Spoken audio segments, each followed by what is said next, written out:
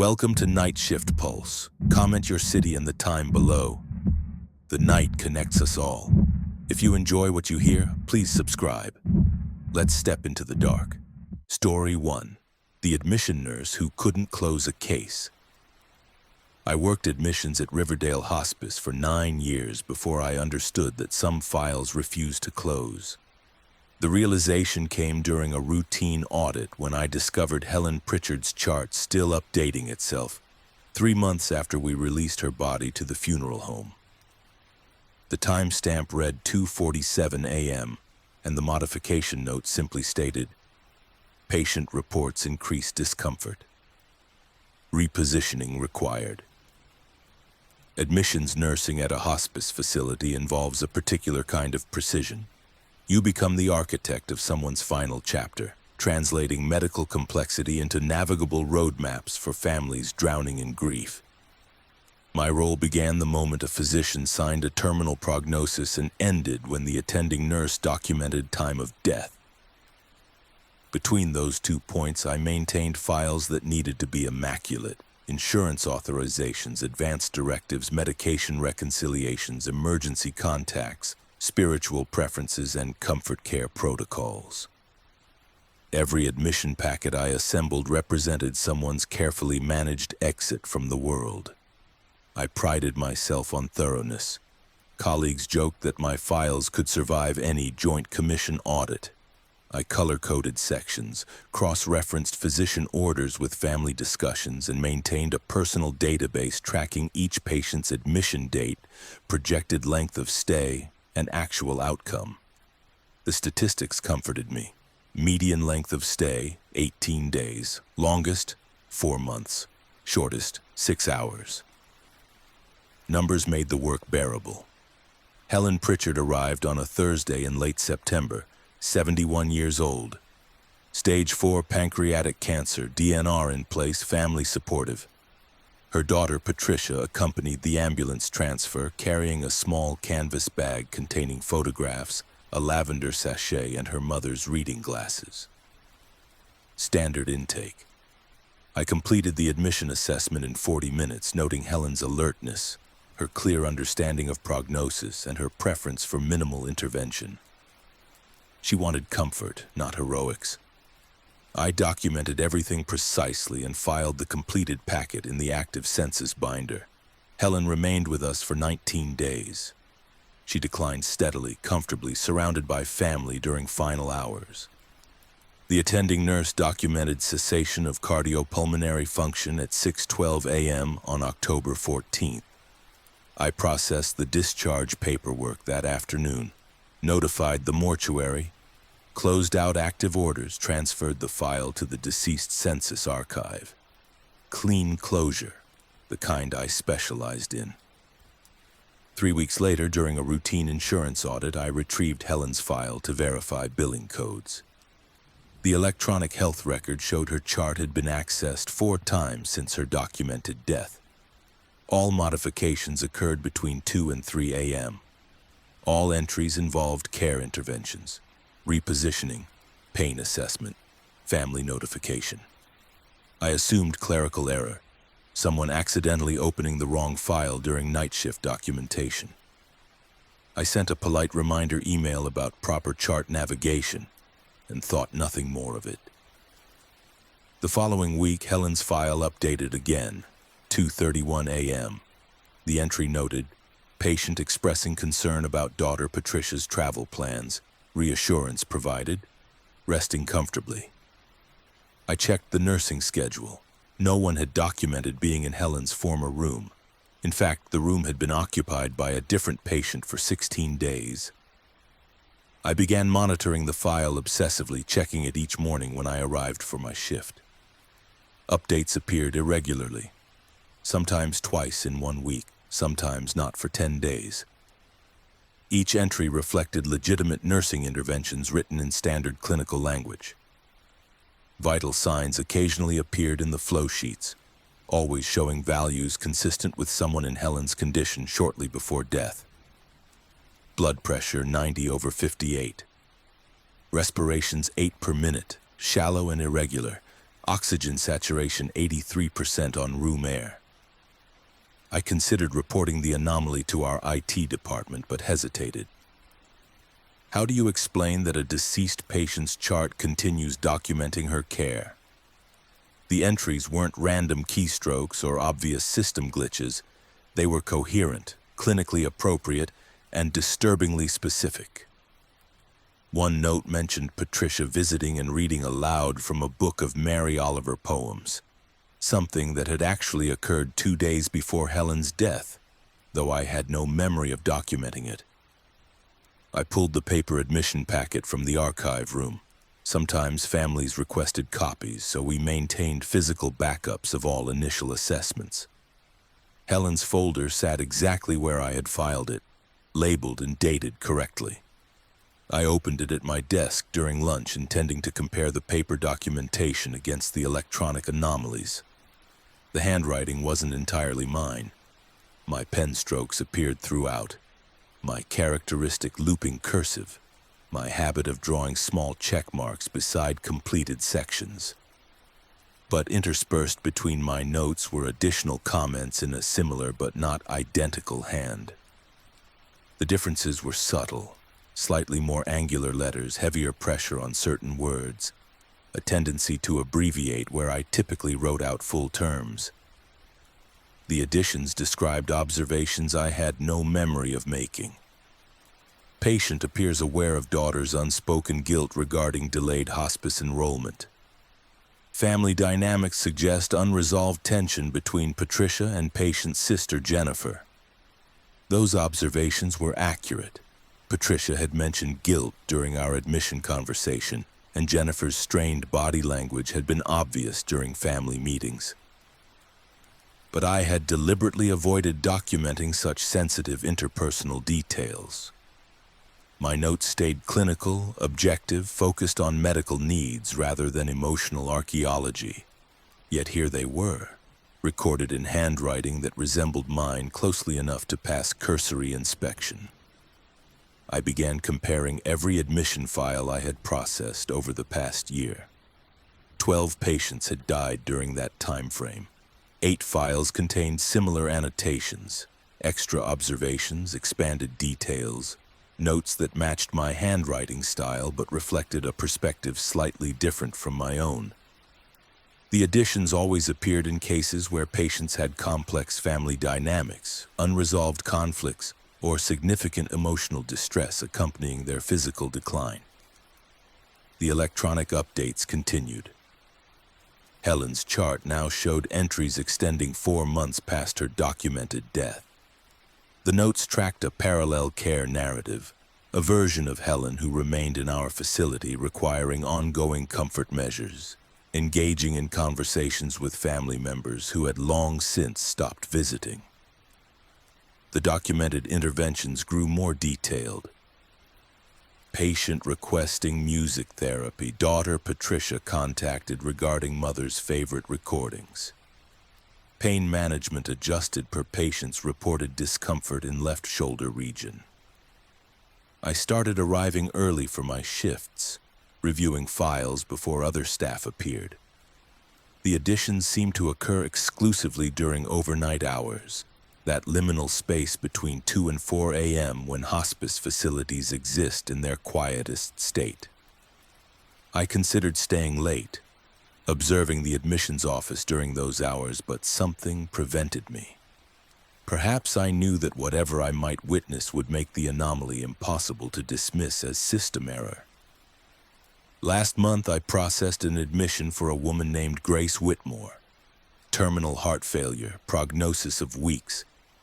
Her son Michael accompanied her, carrying the usual personal items, photographs, a knitted blanket, her wedding ring on a chain because her fingers had grown too swollen. I completed the intake assessment with my characteristic thoroughness, documenting everything precisely.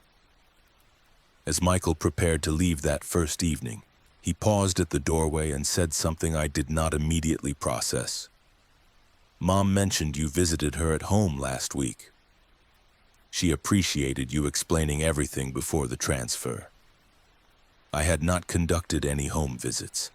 Our facility contracted with a separate hospice agency for community-based assessments. I smiled politely and said nothing, assuming Grace had confused me with another nurse during a period of altered consciousness. But later, reviewing the admission referral documents, I found a detailed home assessment report describing Grace's living situation, family support system, and care preferences. The report was thorough, compassionate, and signed with my name in handwriting that resembled my own. Grace's file now sits in my active census binder. I document her care meticulously, as I always have. But sometimes when I review her chart, I find observations I do not remember recording. Small additions, clinically appropriate, reflecting a version of myself that perhaps understands this work better than I do. Grace is declining steadily. Soon I will process her discharge paperwork, close her file, and transfer her to the deceased census archive. And I suspect some weeks afterward I will find her chart updating itself in the early morning hours, documenting care that continues long after the official record declares her gone. Because some admissions never fully close, I have learned, some patients require ongoing comfort measures that exist outside normal documentation timelines. And perhaps some nurses continue their work across boundaries we pretend are absolute, maintaining files that refuse to recognize death as a final discharge. I still arrive each morning and review my census. The numbers comfort me less than they once did. But I understand now that precision means something different than I thought. Some records update themselves because the work of providing comfort does not stop when the heart does. Story 2. The night hospice nurse and the call light that answered back. It started with room 12's call light activating 4 seconds before Mr. Brennan pressed the button. I timed it eventually using the security camera timestamps against my response log entries. 4 seconds. Not enough to justify concern, easily dismissed as electrical quirk or coincidental timing. But once you notice that kind of discrepancy, it becomes difficult to ignore the pattern developing beneath your routine. Night shift at Brookhaven Hospice followed a rhythm I had mastered over 11 years. 7 p.m. arrival, report from evening staff, initial rounds to assess patients and introduce myself to any families staying overnight. Medication pass at 8, 9, and 11. Hourly rounds thereafter, checking comfort levels, repositioning as needed, responding to call lights, documenting everything in the quiet spaces between requests for intervention. The building settled into a particular quality of silence after midnight. Not peaceful exactly, but purposeful. A place where people practiced letting go. I preferred night shift. Daylight hospice care involved committees, family meetings, admission assessments, interdisciplinary rounds.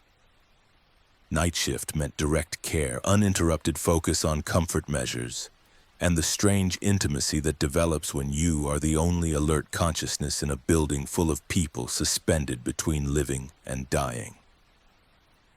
The other nurses rotated through night shifts reluctantly, counting down to daytime assignments. I requested permanent nights and built my life around inverted circadian rhythms. Room 12 housed our longest-term resident, Mr. Arthur Brennan.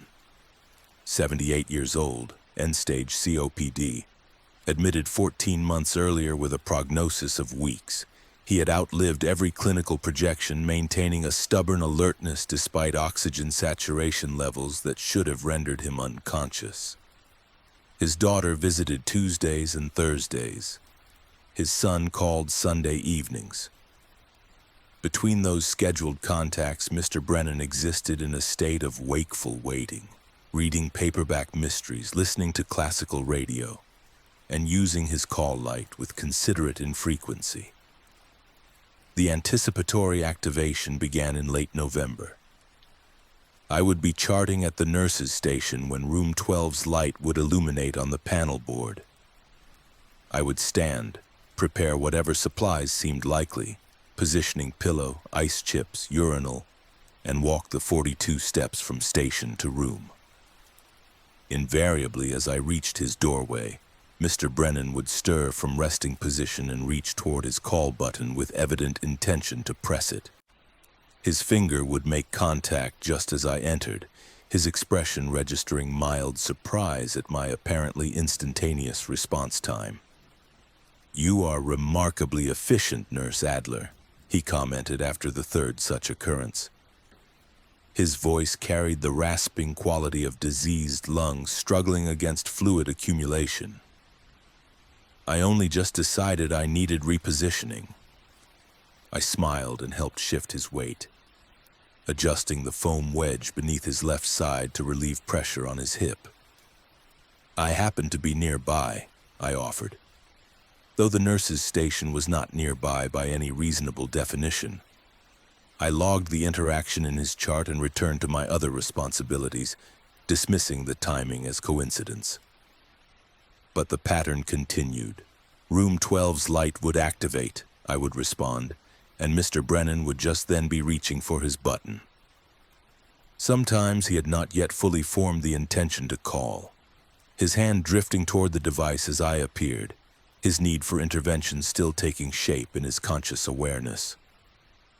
I began testing the response sequence, deliberately delaying when I saw his light illuminate. During one such experiment, I waited at the nurse's station for 90 seconds after room 12's light activated.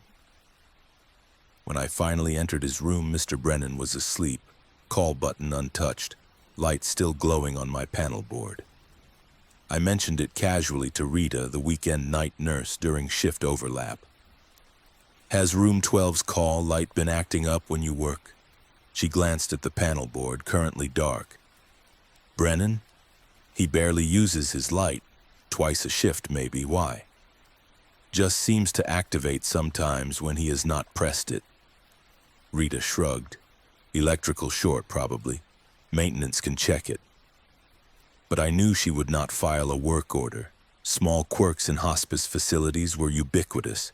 Finicky call lights, temperamental intercoms, monitoring equipment that alarmed without clear cause.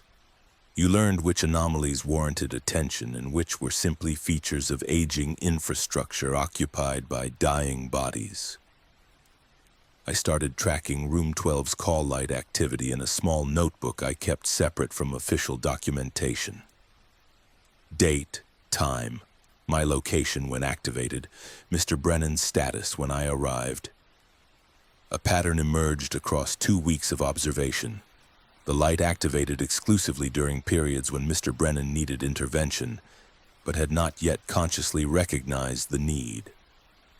Respiratory distress building gradually before reaching his awareness threshold. Bladder fullness approaching discomfort. Positional pain developing slowly in pressure points. The light anticipated his requirements by margins ranging from 30 seconds to 4 minutes. Other call lights began exhibiting similar behavior. Room 7 occupied by a woman named Dorothy Callahan with end-stage Alzheimer's. Room 18, where Marcus Teague was dying incrementally from ALS. Room 22, a revolving occupancy that housed our most acute patients, those admitted with prognoses measured in days or hours. The anticipatory pattern varied by patient. Room 7's light activated when Dorothy grew agitated, often before she began the repetitive vocalizations that signaled distress. Room 18 illuminated when Marcus needed suctioning before his breathing sounds became obviously congested. Room 22's light responded to something I could not initially identify, activating during periods when the current occupant appeared stable and comfortable.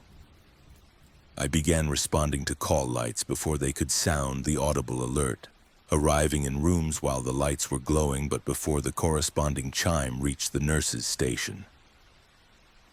This created a strange choreography. Me entering rooms just as patients were forming intentions to call, or sometimes before intentions had fully crystallized. Families began commenting on my attentiveness. "You are here before we even press the button," one daughter marveled.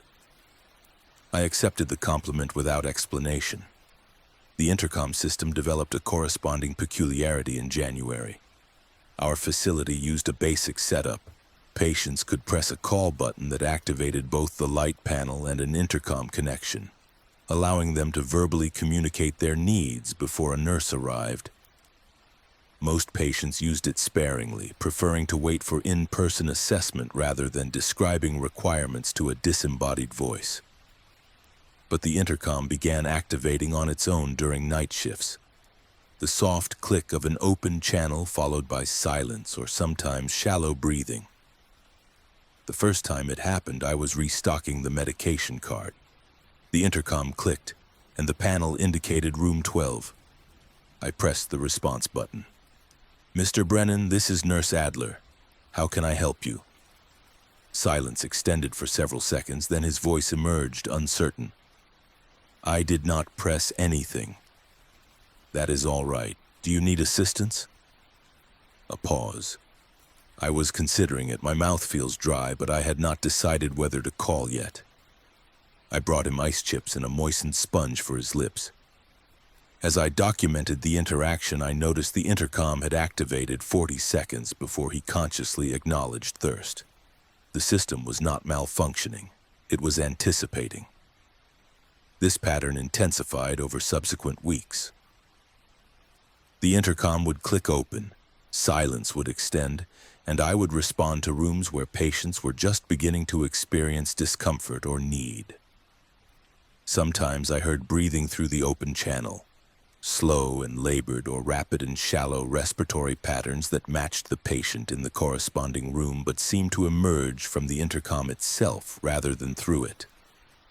I began having one-sided conversations with the system, confirming I was responding, describing what intervention I would provide, reassuring the building or whatever listened through the intercom that the need had been acknowledged.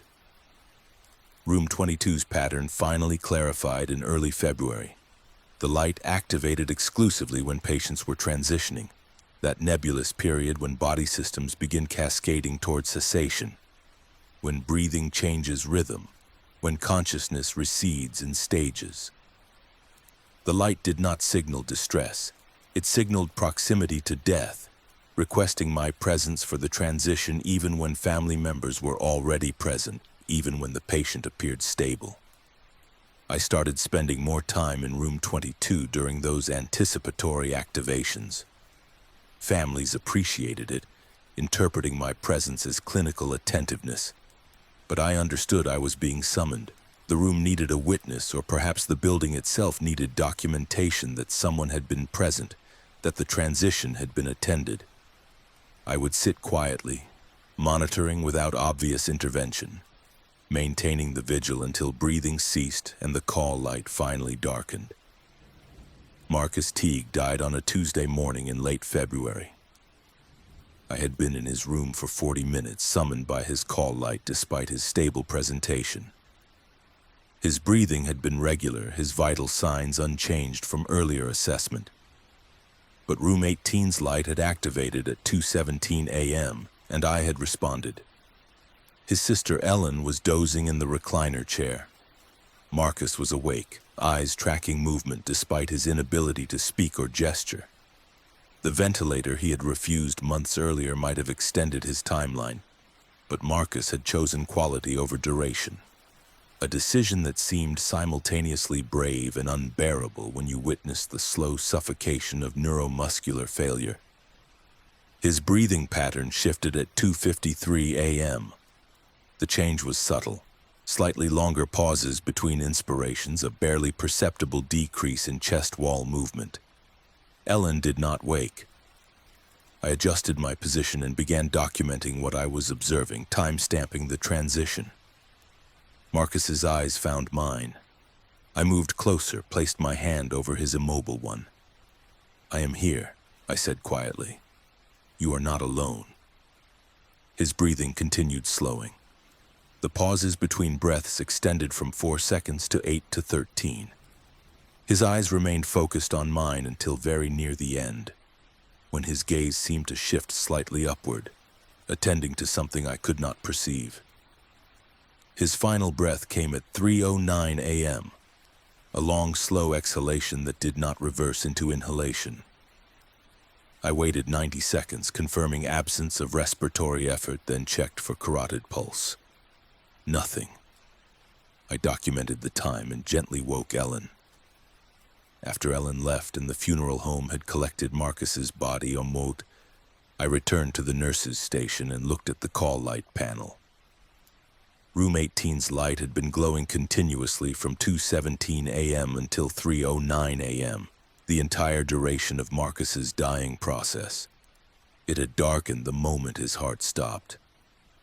I have worked 214 night shifts since I first noticed Room 12's anticipatory call light. The pattern has not changed. Lights activate before needs fully manifest. The intercom opens channels to rooms where patients are considering requests they have not yet articulated. The building communicates in the language of call lights and open channels, speaking a need that predates conscious intention.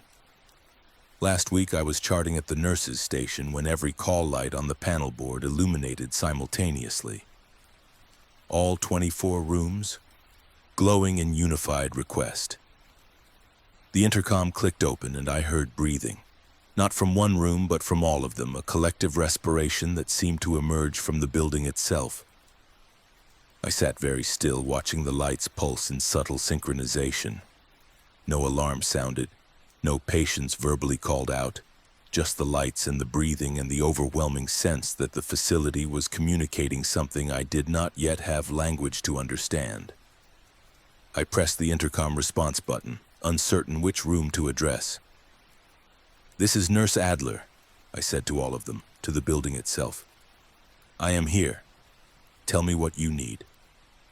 The breathing continued for 11 seconds. Then one by one the call lights darkened until only room 12 remained illuminated. I walked the 42 steps and entered Mr. Brennan's room.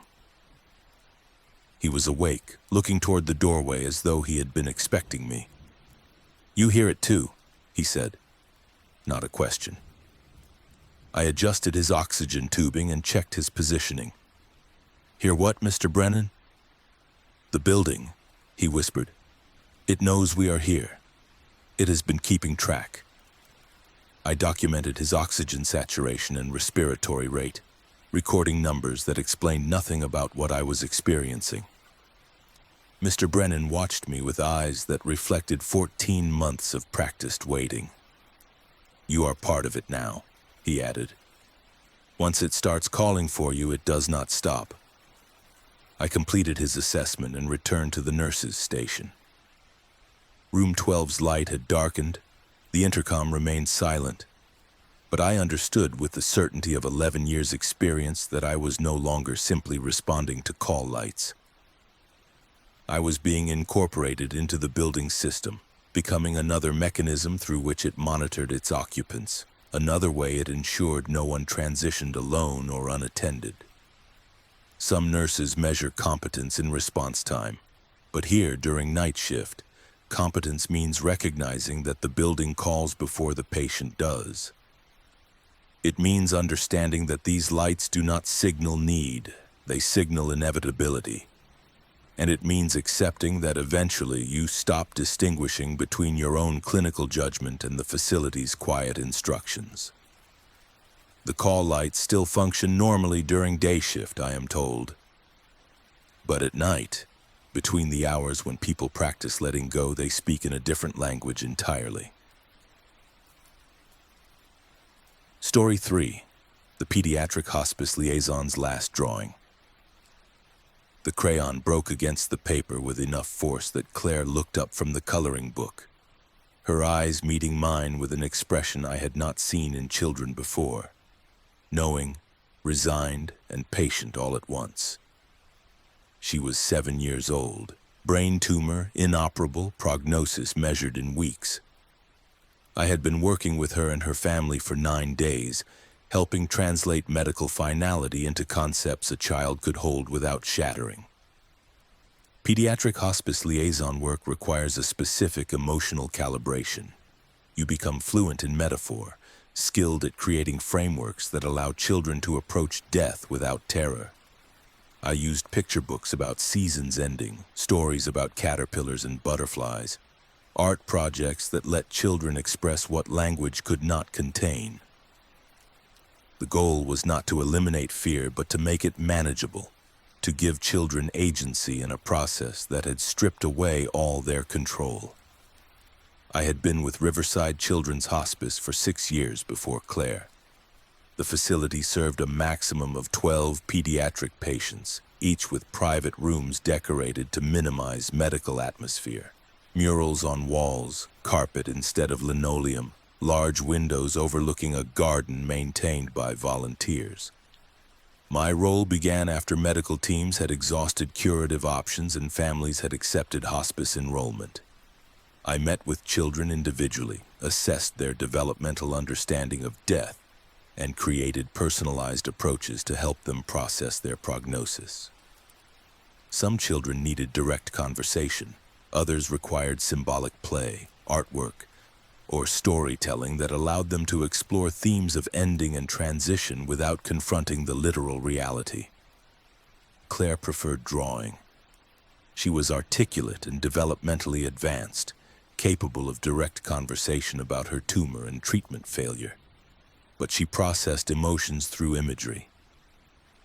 During our first session, I provided cardstock paper and a bucket of crayons. She drew her family, mother, father, older brother Nathan, arranged around a table. Standard representation, psychologically unremarkable. During our second session, she drew the hospital where she had received chemotherapy, rendering it with surprising architectural accuracy. Third session, her bedroom at home, detailed down to the pattern on her curtains. The drawings grew more complex over subsequent days. Claire began depicting scenes that had not yet occurred. Family gatherings planned for future dates, Nathan's upcoming birthday party, her mother's garden in full summer bloom even though we were in March. The images were not fantasies of recovery, but projections of a world she would not inhabit, rendered with careful attention to detail. She drew Nathan opening presents at a birthday party, but Claire herself appeared only as a photograph on the mantel. She drew her mother planting tomatoes with a small grave marker visible in the background beneath an oak tree. I documented these drawings in my session notes, describing them as evidence of anticipatory grief and mature acceptance of prognosis. Claire's parents reviewed the images with tears, but also gratitude. "She understands," her mother said quietly. "She is trying to show us that she knows." We discussed how to honor Claire's awareness without burdening her with adult grief, how to validate her emotional processing while maintaining space for remaining childhood experiences. During our 8th session, Claire drew our next conversation. The image showed the two of us sitting at the small table in her room, the window behind us revealing late afternoon light. She had rendered me with reasonable accuracy. My short hair, my standard cardigan, the identification badge I wore clipped to my pocket. In the drawing, I was holding a piece of paper and Claire was pointing at it. The paper appeared to contain text, but Claire had not filled in specific words, just suggested lines of writing. "What are we looking at?" I asked, genuinely curious. Claire selected a blue crayon and added shading to the window light. "Tomorrow's picture," she said simply. The following afternoon, during our scheduled session, Claire asked if I had brought information about the chaplain visits her parents had requested. I had forgotten the printed schedule in my office. I excused myself, retrieved it, and returned to find Claire looking at yesterday's drawing with an expression of quiet satisfaction. The scene had replicated itself, the two of us at the table, me holding a paper, late afternoon light through the window. The correspondence was not exact, but close enough to be unsettling. "You knew I would forget something," I said, attempting lightness. "I saw it," Claire replied, still focused on her drawing. She picked up a red crayon. "Like I am seeing next Tuesday." What happens next Tuesday? She began a new image, the hospice garden, trees in early leaf, two people standing near the fountain. One figure was clearly Nathan, rendered with the distinctive superhero shirt Claire had drawn him wearing multiple times. The other figure was less distinct, shorter than Nathan, without clear facial features. Claire worked on the background details, the brick pattern of the fountain base, specific flowers in the garden beds, but left the second figure incomplete. "Is that you with Nathan?" I asked. "It is someone," Claire said. She set down the red crayon and selected green. "I cannot see the face yet, but they are talking about me." I documented the exchange, noting possible anxiety about family dynamics after her death. Children often worried about how surviving siblings would process grief. The drawing seemed to represent Claire's concern for Nathan, her attempt to imagine his future emotional landscape. Therapeutically appropriate, I concluded. But Tuesday's garden scene occurred exactly as depicted. I was completing documentation in the family lounge when I glanced through the window overlooking the garden. Nathan was standing near the fountain, talking to another hospice patient. A boy of similar age named Oliver, who had been admitted the previous week with end-stage cystic fibrosis. Nathan wore the superhero shirt. They stood in positions matching Claire's drawing, surrounded by the same flowering plants she had rendered 5 days earlier. I mentioned it to Claire during our next session. She nodded without surprise. "I know." I watched from my window. "You have a good sense of how things will happen," I offered carefully. "Not a sense," Claire corrected. She was sorting through crayons, evaluating color options. "I see it, and then I draw it, and then it happens." She selected purple, like the picture I am making now. The new drawing showed my office, the desk I recognized, the filing cabinet, the small bookshelf containing therapeutic resources. A woman sat at the desk, facing away from the viewer. Claire had drawn her with brown hair pulled into a bun, a style I did not wear. Papers covered the desk surface, and a computer screen glowed blue. The calendar on the wall showed a month I could not identify from the angle Claire had chosen. "Is that me?" I asked. "It is my office," Claire said. "After." "After what?" She continued adding details to the image, the specific books on the shelf, the pattern of the area rug, the coffee mug on the desk bearing Riverside's logo. "After you take it. After I do not need the pictures anymore." My office was administrative space used for documentation and family meetings. Claire was describing a scenario where I would occupy her therapeutic role, inheriting her workspace and responsibilities. "Claire, I am not replacing you. We are working together." "Not replacing," she agreed. She added shadows beneath the desk. Continuing. She set down the purple crayon and looked at me directly. "Someone has to keep drawing what comes next. I am showing you how." Over the following week, Claire's drawings depicted increasingly specific future moments. Nathan struggling with homework at the kitchen table, dated by a visible calendar showing late April. Her father sitting alone in the garden at dusk, a scene she specified would occur on a Thursday. Her mother sorting through Claire's belongings, holding a particular stuffed elephant. Each image contained verifiable details: clothing, weather conditions, objects in specific locations. And incrementally, the predicted moments began occurring, confirming themselves against Claire's rendered timelines.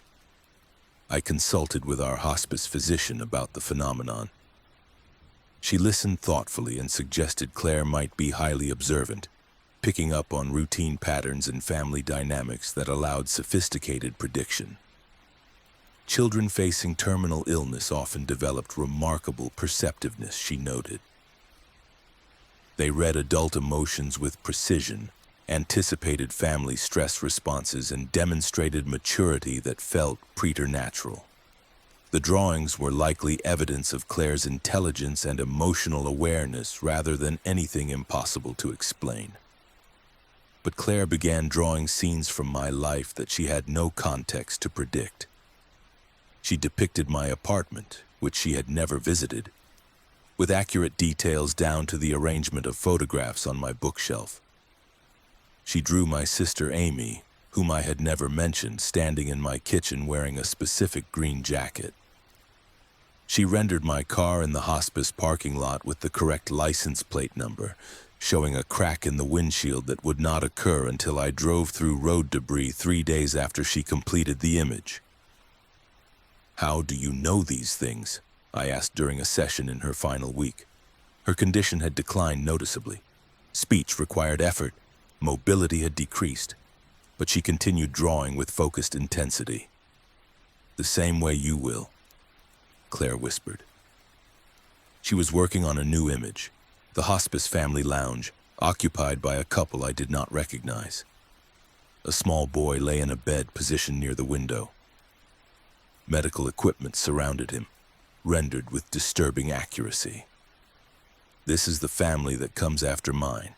They arrive May 2nd. The boy is 5. His name is Peter. Claire, I do not think... You need to use the train book with him, not butterflies. He likes trains." She added blue details to the boy's blanket. "And his mother needs you to sit with her on Thursday nights because the father works late shift and she should not be alone." I documented everything, uncertain what I was recording.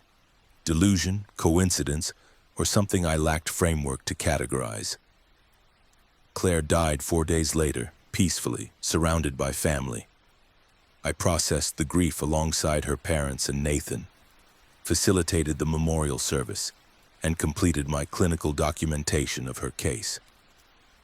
On May 2nd, a family named the Sullivans admitted their 5-year-old son Peter to Riverside. End-stage leukemia, failure of final treatment protocol, prognosis of weeks. During the intake meeting, Peter's mother mentioned his fascination with trains. I found myself suggesting the train picture book from our therapy library, a resource I had not used in years but remembered because Claire had specified it. The book comforted Peter immediately. His mother wept with relief. I was reassigned to Claire's former office space the following week due to facility reorganization. The room looked exactly as she had drawn it, the desk positioned identically, the same bookshelf, the calendar on the wall now showing May. I found Claire's final drawing in the filing cabinet, placed carefully in a folder labeled with my name. The image showed me sitting at this desk, looking at a picture a child had drawn. The recursive loop of the image was dizzying, me viewing a drawing of myself viewing a drawing. Beneath the image, Claire had written in her careful print, "Keep drawing what comes next. They need to know someone sees them." I have been pediatric hospice liaison at Riverside for 9 months since Claire died. The role fits me in ways I did not anticipate. I work with families, create therapeutic frameworks, and help children approach death without terror. And sometimes, late in the afternoon when light comes through the office window at a particular angle, I find myself picking up crayons and drawing scenes I have not yet witnessed. Children who will arrive, conversations that will occur, moments of grief and comfort that exist somewhere ahead in time's unfolding. The images are never complete.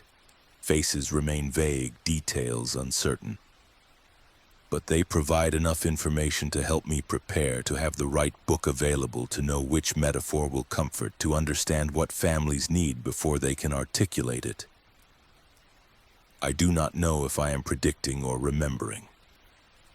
But I keep the drawings filed carefully, dated and documented, a record of futures that slowly confirm themselves. And I understand now that some children see farther than their own endings. They see the continuation, the people who come after, the unfinished work that requires someone willing to witness what has not yet occurred. The next child arrives Tuesday. I have already drawn her, a girl of 8, curly hair, a family struggling with sibling dynamics.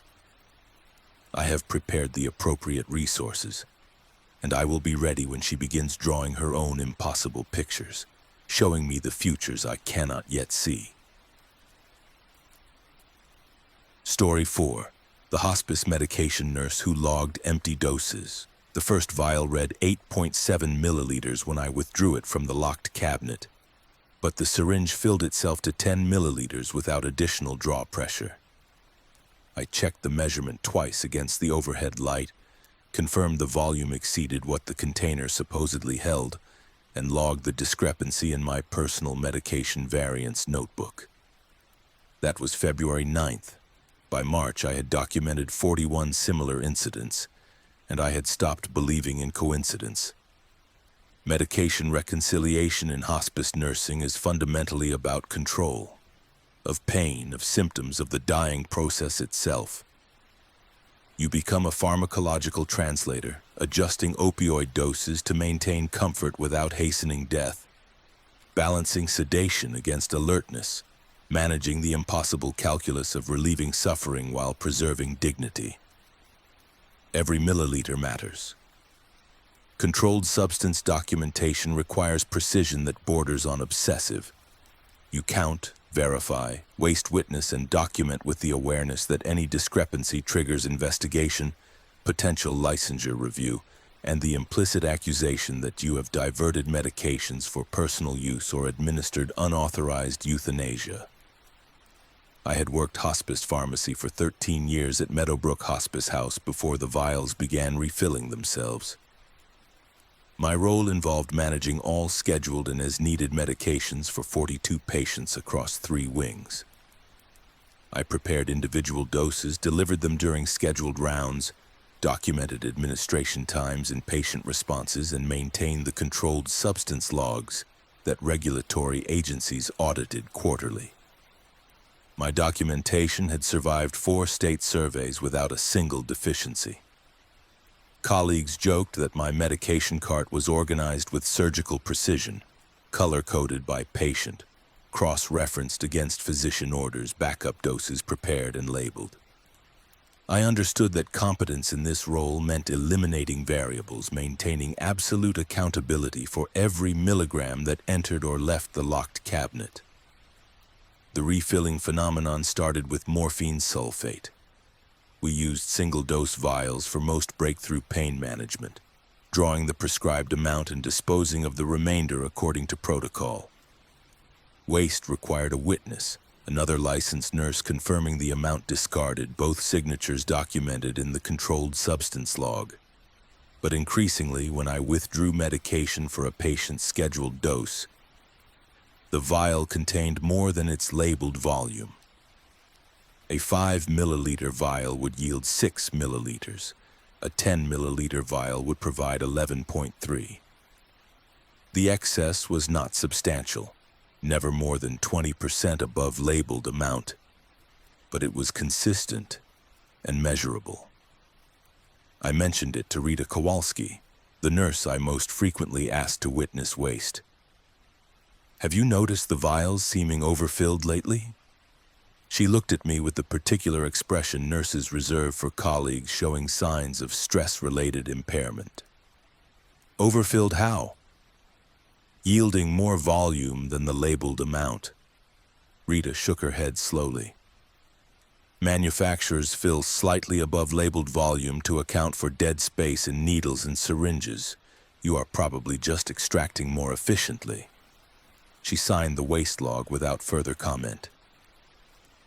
But pharmaceutical overfill did not explain what I was documenting. I began weighing vials before and after medication draw, using the precise scale we kept for compounding preparations. A vial labeled 10 milliliters and weighing consistent with that volume would, after I withdrew 8 milliliters for a patient dose, weigh consistent with 4 milliliters remaining, not the 2 milliliters that should have been left. The mathematics refused to reconcile. I started preparing medication doses alone in the pharmacy room with the door closed, away from the potential judgment of colleagues. During one evening shift in late February, I drew a scheduled dose of morphine for a patient named Walter Hinton. 6 milligrams prescribed, requiring 1.2 milliliters from the 5 milligram per milliliter concentration we stocked. I inserted the needle into the vial, pulled back the syringe plunger, and watched the chamber fill past 1.2 milliliters without resistance. The fluid continued entering the syringe until it reached 2.4 milliliters, exactly double the amount that should have been physically possible to extract from a vial that had already been accessed for a previous dose. I stood motionless, holding the overfilled syringe, watching light refract through the clear solution. The vial should have been nearly empty.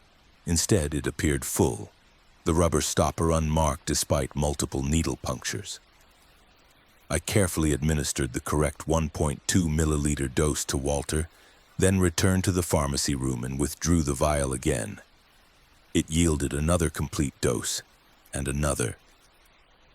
The 5 milliliter vial provided 6 complete patient doses before finally running empty, 5 times the expected yield. I documented none of this in official logs. How do you report that controlled substances are spontaneously multiplying inside sealed containers? That vials refill themselves between doses? That your medication cart provides more milligrams than can be accounted for through legitimate pharmaceutical supply? Instead, I maintained my personal variance notebook, recording every incident with clinical precision.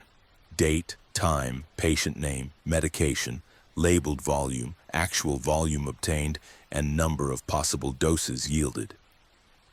The data accumulated across weeks, an impossible inventory that functioned normally, sustained patients appropriately, and violated every principle of pharmaceutical logistics. Patients began reporting pain relief before I administered their scheduled doses. I would enter a room with prepared medication, syringe in hand, and the patient would say, "Thank you, I am feeling better now." This happened with increasing frequency across different patients, different medications, different times of day. I started documenting administration times in my personal log against patient reports of symptom relief. The relief preceded my physical presence in the room by intervals ranging from 4 minutes to nearly half an hour.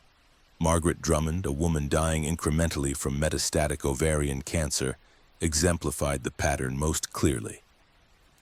Her breakthrough pain medication was prescribed every 2 hours as needed. During one overnight shift, I checked on her at 1:47 a.m. and found her comfortable, resting peacefully despite having refused her midnight dose due to nausea. I documented her status and continued rounds. At 2:15 a.m., her call light activated.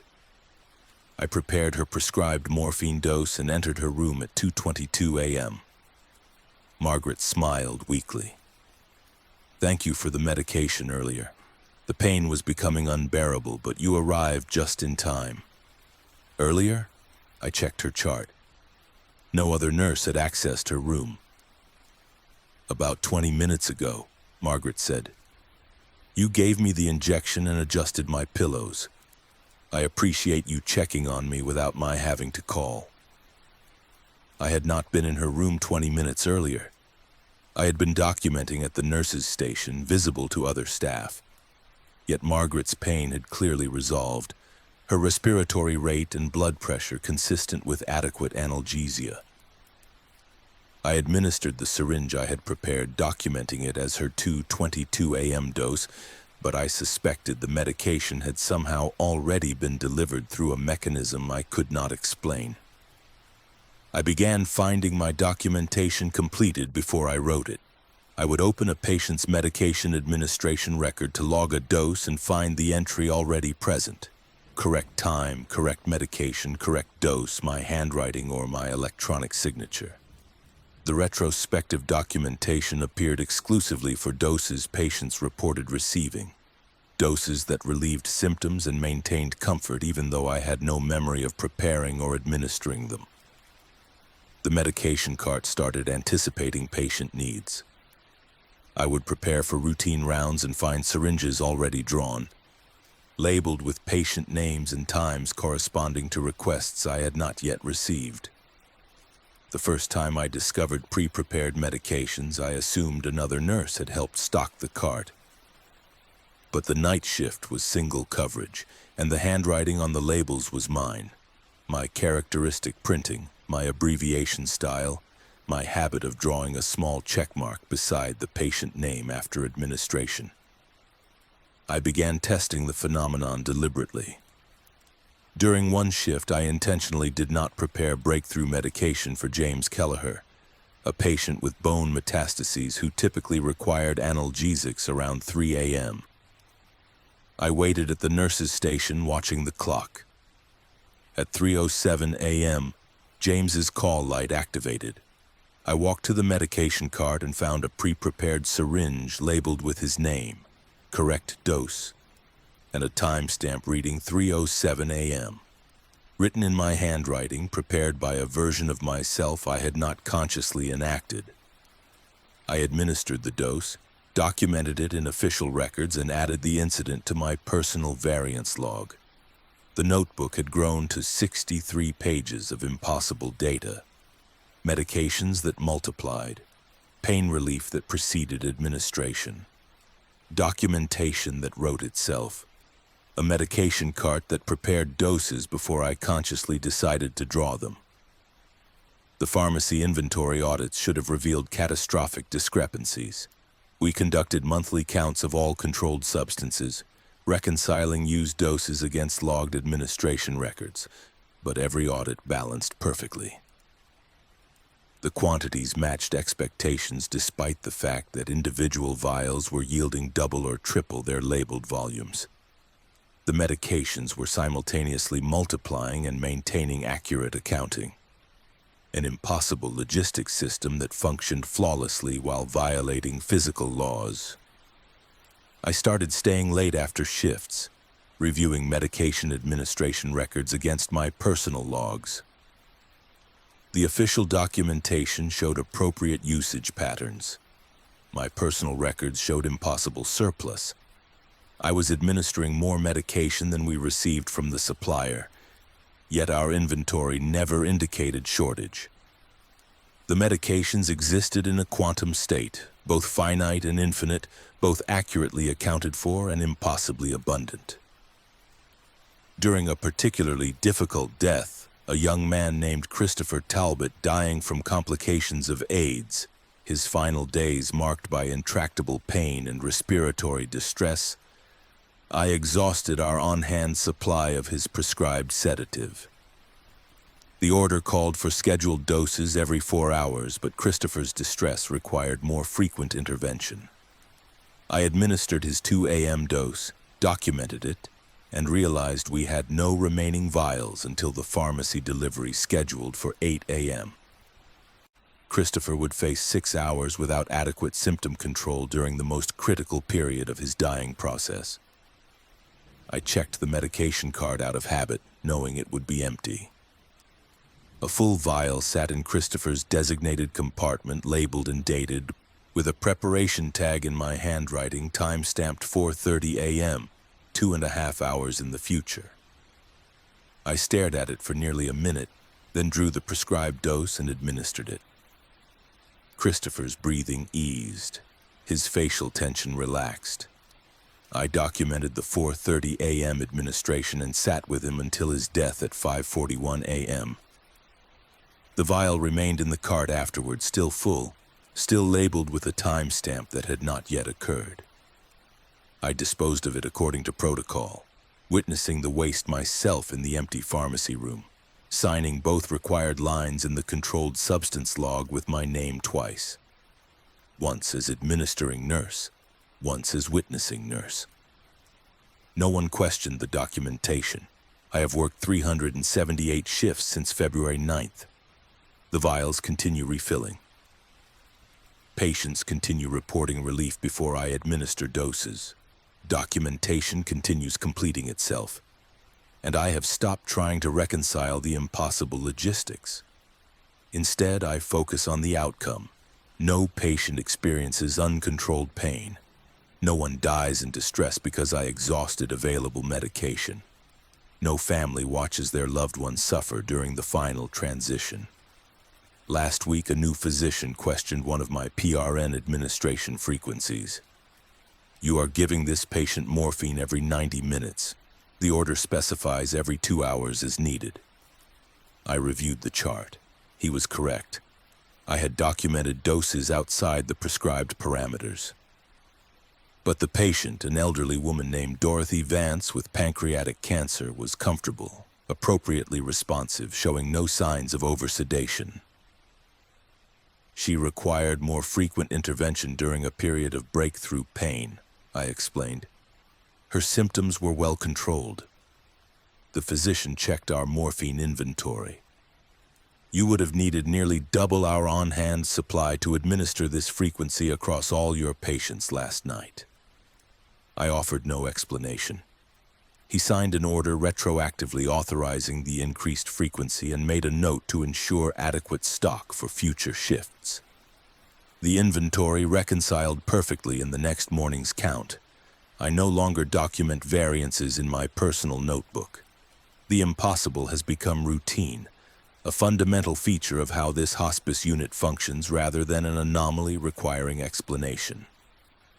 The medications know what is needed before I do. The cart prepares doses before patients request them.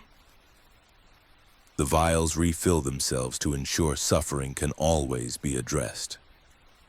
I do not know if I am administering medication or documenting an echo of care already provided by some version of myself that exists slightly ahead in time. But I understand now that competence in this role means accepting that some logistics transcend normal supply chain limitations. Pain relief does not stop when vials run empty. Comfort continues regardless of inventory constraints. And somewhere in a record system I cannot access, an accurate accounting exists of every dose administered, every moment of suffering addressed, every patient transitioned peacefully despite impossible pharmaceutical mathematics. The vials refill because they must. The documentation completes itself because someone needs to witness that the work was done. And I continue my rounds, preparing doses that may already be administered, logging treatments that perhaps precede my conscious action, maintaining a medication cart that operates according to principles I have stopped trying to understand.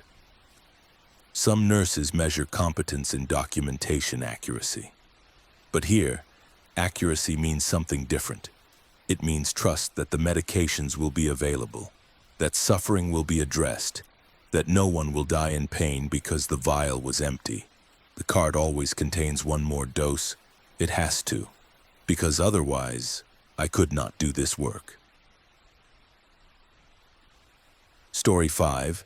The on-call hospice nurse and the house that wasn't on the map. The address dispatched to my phone at 11:43 p.m. did not correspond to any residents in our service area. I confirmed this using 3 separate mapping applications, a county property database, and the handwritten backup directory we maintained for rural locations with poor GPS accuracy. 2799 Ashland Road. According to every available resource, that address did not exist. The street terminated at 2750, followed by a stretch of undeveloped wetland that extended 3 miles before resuming residential numbering on the far side of the marsh. Nevertheless, dispatch insisted the call was legitimate. The family was expecting me, and the patient required immediate assessment for pain management. On-call hospice nursing meant inhabiting the gaps between scheduled care, responding to crises at 3 a.m., managing symptoms that could not wait until morning rounds, providing support to families during the actual moment of death. I had worked on-call rotation at Riverside Hospice for 8 years, covering a service area spanning 4 counties and approximately 2,000 square miles. I knew the territory intimately. Back roads that GPS systems misidentified, farmhouses where cell service failed, gated communities requiring access codes, rural routes where mailbox numbers were the only navigational landmarks. I had responded to calls in abandoned trailers, luxury estates, nursing facilities, and homeless encampments. but I had never been dispatched to an address that did not technically exist. I called dispatch for clarification. "I am showing the address as invalid. Can you confirm?" The dispatcher, a woman named Helen who had worked nights for over a decade, sounded mildly annoyed. "It is in the system, Nurse Mackey. The patient is Dennis Lawson, age 74, admitted under our service 3 weeks ago. Family called requesting pain assessment. They are expecting you." "What is the admitting nurse's name?" Each hospice patient had a primary nurse who conducted initial assessment and maintained ongoing case management. The admitting nurse would have documentation of the resident's location. A pause while Helen checked records. "You are listed as the admitting nurse, Connie." I was not. I had conducted 4 admissions in the past month, none for anyone named Dennis Lawson, none at an Ashland Road address. "Can you send me the patient file?" "Sending now." The file arrived on my phone as a PDF, 12 pages of standard hospice admission documentation. The handwriting was mine, my specific cursive style, my characteristic abbreviations, my habit of underlining key clinical findings twice. The documented assessment described a man with end-stage COPD, oxygen-dependent, declining functional status, prognosis of weeks to months. The address was clearly written, 2799 Ashland Road. The admission date was listed as 3 weeks prior, a Tuesday when I had actually been covering a different zone entirely. I sat in my car in the hospital parking lot, my usual staging location between calls, and tried to construct a rational explanation. Clerical error, perhaps. A misfiled document from another nurse misattributed in the electronic system. But the handwriting was demonstrably mine, down to the small checkmark I drew beside completed assessment sections. And Helen had accessed the call from the family, meaning someone at that non-existent address had our service number and enough accurate information to request appropriate intervention. I drove toward Ashland Road following GPS guidance until the street terminated at number 2750. A small ranch house with darkened windows and a pickup truck in the driveway. Beyond it, streetlights ended and wetland began, visible as dense vegetation and standing water reflecting moonlight. I pulled to the shoulder and checked the mapping applications again. Nothing indicated roadway continuation. I was considering calling dispatch again when my headlights caught a reflective glint approximately 50 yards ahead, the familiar green of a street sign, barely visible past the apparent end of pavement.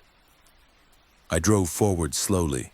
The road surface continued past 2750, narrower than before but paved and maintained. The wetland I had seen on satellite imagery was not visible. Instead, the roadway passed through an area of mature trees and modest setback houses, each with mailbox numbers ascending in standard sequence. 2762, 2777, 2785. The houses were dark, no exterior lights, no indication of occupancy, but they were clearly residential structures, not abandoned or derelict. 2799 Ashland Road appeared on the left side of the street, a single-story bungalow with a small front porch, neatly maintained landscaping, and a porch light illuminated above the address numbers. A silver sedan sat in the driveway. The house looked entirely ordinary, consistent with the working-class neighborhood aesthetic. I parked, gathered my nursing bag containing assessment supplies and emergency medications, and approached the front door. A woman in her mid-40s answered before I could knock, as though she had been watching for my arrival. "Thank you for coming so quickly. I am Diane Lawson. My father is in distress." She gestured me inside with the exhausted urgency I recognized from hundreds of similar encounters. The interior was immaculate, organized, clean, comfortably furnished without ostentation. Family photographs lined the hallway. A living room visible to the right contained a hospital bed positioned near a large window, currently adjusted to a 45-degree angle. A man matching the file description lay in the bed, oxygen cannula in place, breathing with the characteristic pursed lip pattern of severe COPD. His color was dusky. His accessory muscles showed prominent effort. He was clearly in respiratory distress. I introduced myself, washed my hands at the kitchen sink Diane indicated, and approached the bedside. "Mr. Lawson, I am Nurse Mackey from Riverside Hospice. I understand you are having increased difficulty breathing."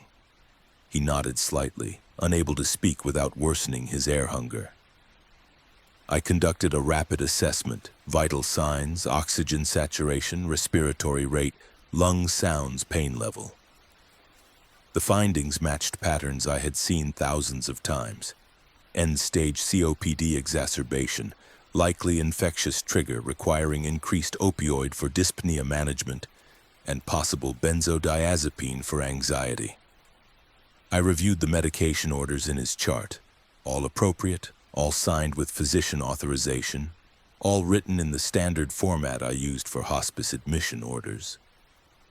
I administered prescribed breakthrough morphine and lorazepam, titrating carefully while monitoring his respiratory rate. Diane sat in a chair nearby, watching with the focused attention of someone who had been maintaining a vigil. Over the next 40 minutes, Dennis's breathing eased.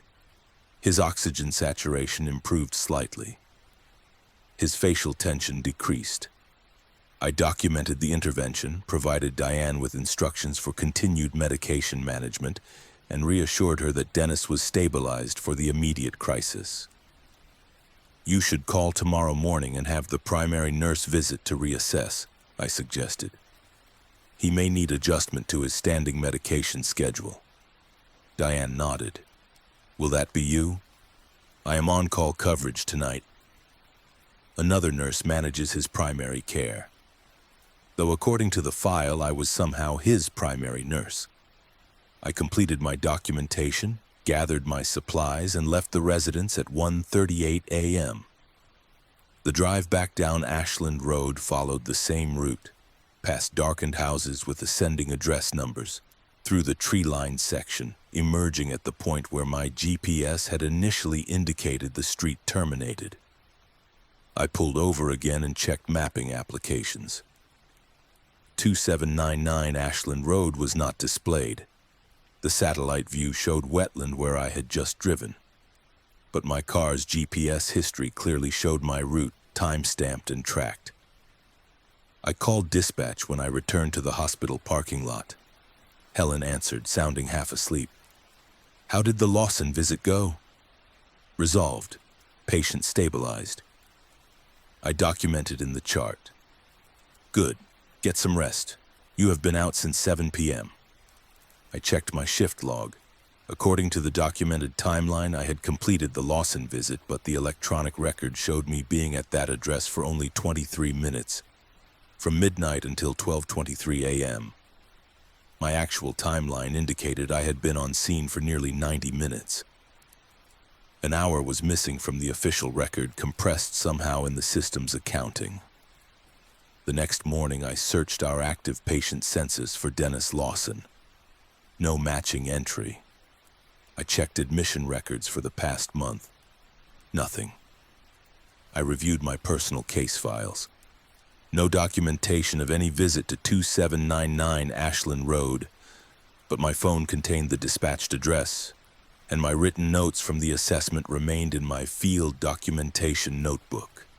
Vital signs, medication administration, clinical observations, all recorded in my handwriting. 2 weeks later, dispatch sent me to the same address. Different family member requesting the visit, a son named Michael Lawson. Same complaint, respiratory distress requiring assessment. I drove Ashland Road again, found the house again at the address that did not exist on any map, conducted another crisis intervention for Dennis Lawson. The visit resolved normally. Dennis's breathing stabilized. Michael thanked me. I drove away and the house vanished from mapping databases again as soon as I departed. This pattern continued across subsequent months. Every 2 to 3 weeks, dispatch would send me to 2799 Ashland Road. Sometimes Diane called for assistance, sometimes Michael, occasionally another family member whose relationship I could never quite track. Dennis's condition declined incrementally, consistent with end-stage COPD progression. I provided comfort care, adjusted medications, supported the family through the slow deterioration. Each visit felt entirely normal while occurring, routine hospice crisis intervention, the kind of work I had done thousands of times. But afterward, the address would disappear from records, my documentation would show compressed timelines, and the census would not reflect any patient named Dennis Lawson. I stopped questioning the dispatches. When the call came, I drove to Ashland Road, found the house where maps showed wetland, provided care, and documented interventions in a chart that would not exist the following morning. The visits became integrated into my on-call routine, an address I visited regularly that had no fixed presence in reality, a family I supported through a death that never quite completed. During what I thought might be Dennis's final crisis, his respiratory rate dropping below 6, his oxygen saturation in the 70s despite maximum support, Diane sat beside his bed holding his hand. "Thank you for always coming," she said quietly. "The other nurses do not find us." "Other nurses?" "We called the hospice number several times before you. They said our address was not in the system or they got lost trying to find us, but you always arrive." I had no response. I stayed with Dennis through the night, expecting death, but his condition stabilized again near dawn. I drove away as sunrise illuminated the wetlands that should have occupied the space where the house stood. Last week I responded to 2799 Ashland Road for the 14th time in 7 months. Dennis was actively dying, breathing pattern irregular, unresponsive to stimuli, extremities mottled. Diane and Michael sat vigil while I monitored and provided comfort medications. Death occurred at 4:47 a.m., peaceful and expected. I documented the time, contacted the funeral home, provided bereavement support to the family, and completed discharge paperwork. I drove away at 6:23 a.m. When I checked my GPS history, it showed me parked at the termination point of Ashland Road for 3 hours and 36 minutes. Exactly the duration of my visit, but at an address the system could not recognize. The house exists in some parallel geography, accessible only during specific windows when someone inside needs the kind of care I provide. My shift log continues showing gaps, compressed time, missing hours, documentation that does not align with my actual activities. And periodically, every few weeks, dispatch sends me back to 2799 Ashland Road. Each time, Dennis is alive again, requiring assessment, and the family expresses gratitude that I found them when other nurses could not. I have stopped expecting the visits to end. The house calls to me, or perhaps I call to it, a location that exists only in the space between crisis and resolution, mapped according to principles I will never understand, and I continue responding. Because someone there needs care that cannot be provided by nurses who require addresses to conform to geography. Some locations exist only when needed, and some nurses develop the navigation skills to find them. Story 6. The Hospice Shift Supervisor's Final Roster. The staffing roster corrected itself on March 11th while I was reviewing weekend coverage gaps. I had marked Teresa Manning's shifts as vacant. She had resigned effective March 8th, relocating to another state following her husband's job transfer. I was actively recruiting coverage when I noticed her name reappear on the Saturday overnight schedule, entered in the system with the same color coding and notation style I used for confirmed assignments. I deleted the entry, marked the shift vacant again, and continued my recruitment calls. When I checked the roster 15 minutes later, Teresa's name had repopulated the Saturday slot. Shift supervision at Whitmore Hospice House involved balancing limited resources against endless need. My role coordinated nursing coverage across 3 8-hour shifts, managing a team of 17 licensed nurses, 12 hospice aides, and various contract staff who filled gaps during illness or vacation. The challenge was mathematical, calculating hours, managing fatigue, preventing burnout, and ensuring adequate patient care ratios while respecting labor regulations and budget constraints. I had held the position for 14 years, developing a reputation for creative scheduling solutions and crisis management. Colleagues joked that I could staff a unit through an apocalypse. The roster was my primary tool, a complex spreadsheet tracking availability, credentials, patient assignments, and coverage gaps across rolling 6-week windows. I updated it constantly, adjusting for call-offs, patient census changes, and the unpredictable demands of hospice care. Each cell represented negotiated compromises. This nurse prefers daylight shifts. That aide cannot work weekends. This patient requires continuity with a specific caregiver. The system was intricate, fragile, and essential. Teresa's name appearing on shifts she had not agreed to work was unusual but not unprecedented. The roster software occasionally glitched, repopulating cells with historical data. I attributed the recurrence to database error and manually corrected it again, this time adding a note in the system that Teresa was no longer employed. The name remained absent for 3 days. Then on March 14th, it reappeared on multiple shifts across the following 2 weeks. Overnight coverage on Tuesday and Thursday, a weekend day shift, and an on-call rotation. Each entry looked legitimate, formatted as though I had deliberately assigned them. I called Teresa's cell phone, intending to clarify that she was not expected to work these shifts. The number was disconnected. I checked our HR database. Her termination had been processed, final paycheck issued, benefits discontinued. She was conclusively no longer an employee, yet the roster insisted she would provide coverage for 6 shifts over the next 12 days. I deleted her entries again and assigned other nurses to fill the gaps, overtime for some, shift trades for others, on expensive agency coverage for the shifts no regular staff could accommodate. The revised roster balanced legal and functional. I saved the file, closed the application, and moved on to budget reconciliation. The following morning, my revised assignments had been overridden. The nurses I had scheduled were marked as unavailable, with notation styles matching my own documentation patterns. Teresa Manning occupied all 6 disputed shifts again. Frustrated, I locked the roster file, restricting editing permissions to my administrator account exclusively. The lockdown should have prevented any unauthorized changes. Teresa's assignments remained stable for 24 hours. Then on March 16th, the Saturday overnight shift I had assigned to a nurse named Kevin Pratt spontaneously changed. Kevin's name was marked through with a single line, not deleted but indicated as declined or unavailable, and Teresa's name appeared below it. The notation read, K. Pratt Family Emergency, T. Manning covering. I called Kevin immediately. I have you scheduled Saturday overnight. Is there a problem? Kevin sounded confused. No problem. I am working it. Why? The roster is showing you as unavailable due to family emergency. No emergency. I am fine.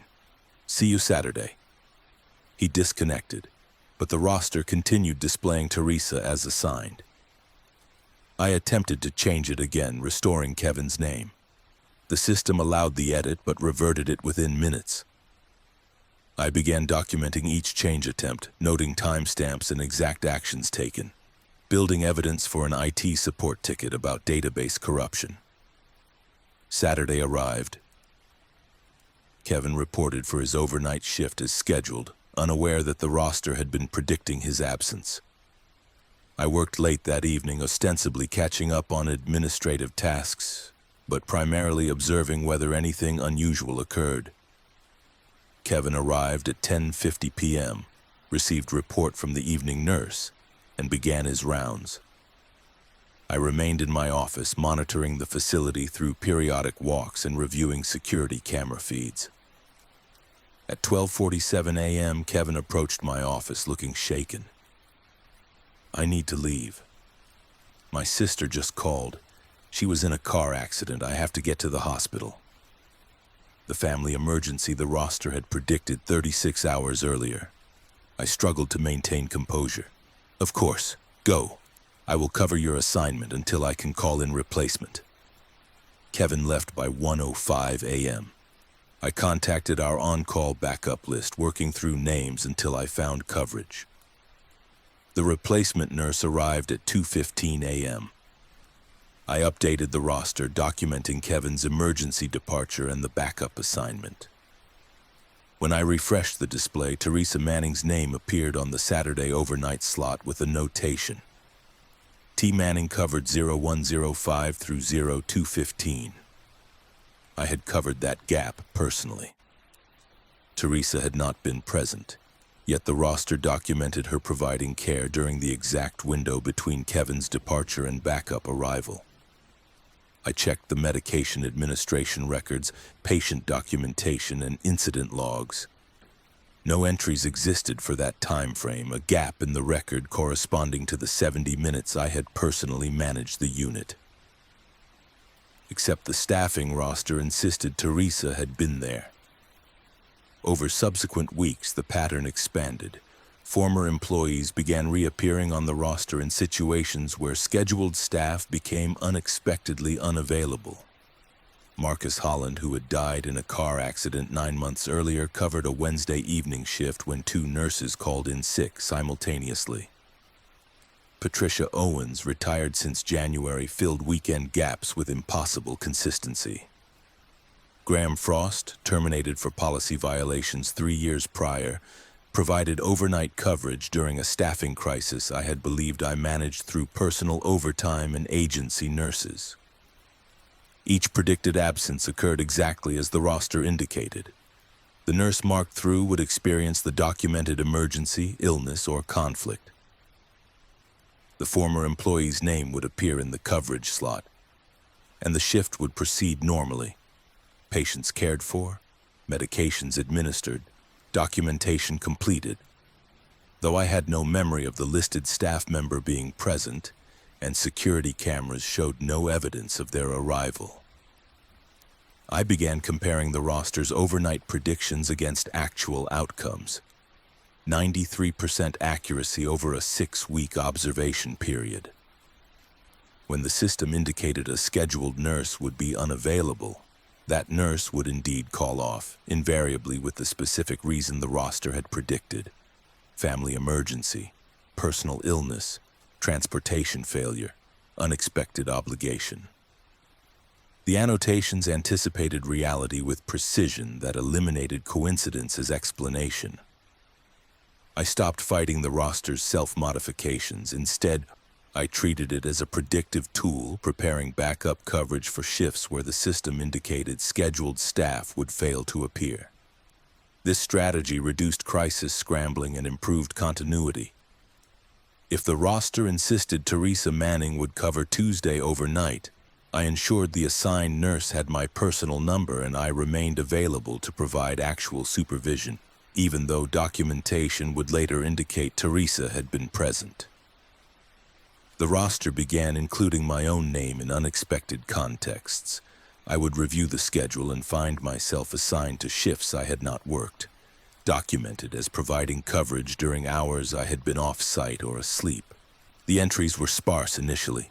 1 shift every few weeks, always overnight, always during gaps I believed had been managed through other means. But the frequency increased. By May, my name appeared on coverage slots 3 to 4 times weekly, documenting work I had no conscious memory of performing. I started recording my actual activities, time-stamped notes of my location, tasks completed, interactions with staff. The personal log contradicted the roster increasingly often. The roster would show me working overnight on Thursday while my personal documentation showed me at home, asleep, verified by time-stamped activity on my home security system.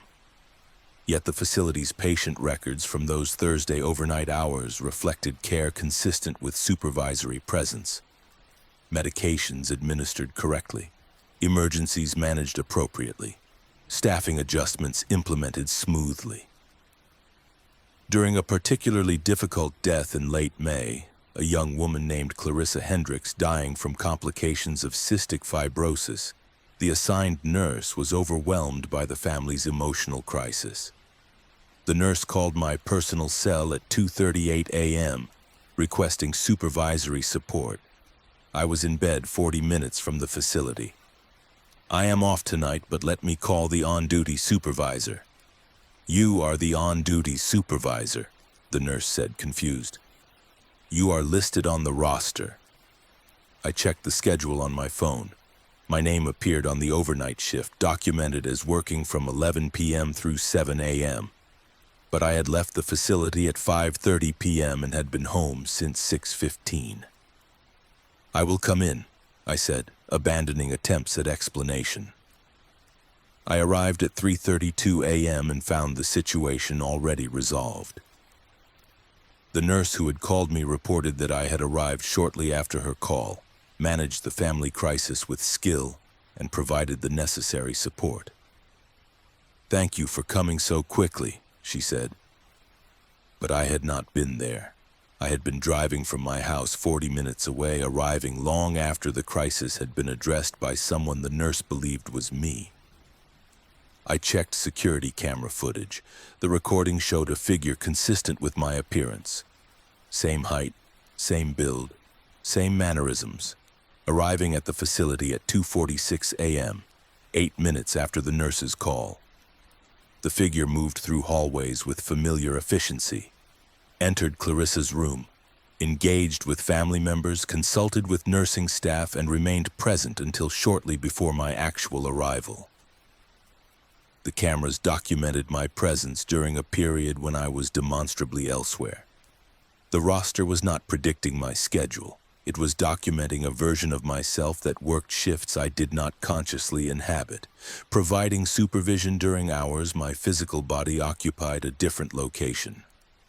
This parallel coverage ensured the facility never operated without supervisory oversight, even when staffing mathematics made that impossible. I began finding my handwriting in documentation I had not written, incident reports describing events I had no memory of managing, staff evaluation notes reflecting conversations I had not consciously conducted, budget reconciliations containing calculations I had not performed. The handwriting was indistinguishable from my own, same letter formation, same organizational structure, same decision-making patterns. But the documented activities occurred during hours I could prove I had been elsewhere. Last month, I was diagnosed with pneumonia and placed on mandatory medical leave. 5 days off, the longest absence of my tenure. I notified administration, arranged interim coverage, and updated the roster to reflect my absence. But when I checked the schedule from home, my name remained assigned to all my regular shifts. The notation read, "L. Archer medical coverage confirmed available." I was not available. I was home, feverish, barely functional. Yet the roster insisted I would be working.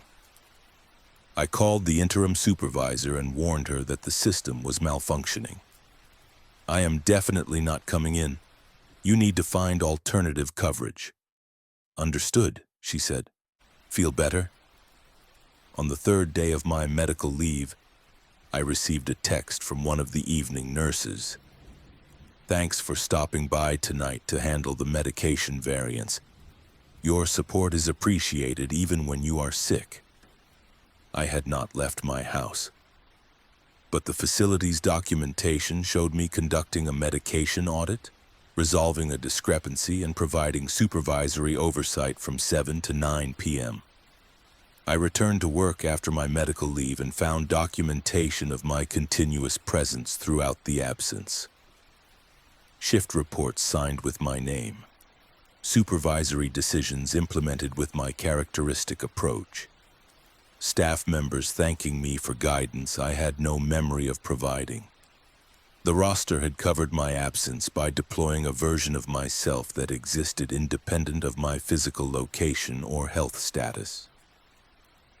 I no longer tracked discrepancies between the roster's documentation and my conscious activities. The parallel version of myself, or the collective echo of former staff members, provides coverage that makes the mathematics of hospice supervision functional. The budget balances, the staffing ratios remain legal. No shift operates without oversight. But increasingly, when I review the roster extending into future weeks, I see my name scheduled beyond my planned retirement date. 6 months past my anticipated final shift, the roster shows me covering overnight supervision, managing crises, providing the continuity this facility requires. The entries look standard, formatted as though I had agreed to extend my tenure indefinitely. I have submitted my resignation effective August 15th. Administration has accepted it, initiated recruitment for my replacement, and planned transitional training. But the roster continues showing my assignments extending through September, October, November. And I understand now that some positions cannot be vacated simply by choosing to leave. The work continues regardless of who consciously performs it, and the roster documents the truth that management sustains itself through mechanisms that exceed individual commitment. When I stop arriving physically, some version of me will remain, covering shifts, managing crises, appearing on security cameras, and ensuring that the impossible mathematics of hospice supervision continues functioning. The roster knows this better than I do. It has been documenting my ongoing presence long after I believed I could choose to be absent. And it will continue scheduling me for shifts I will work despite no longer being alive to remember them. Some supervisors measure success in staffing stability. But here, stability means something different. It means accepting that the work never stops, that coverage extends beyond biological limitations, and that the roster documents futures we have already committed to, without realizing we surrendered the choice. My name appears on schedules extending 3 years past my planned retirement, and I have stopped requesting the corrections.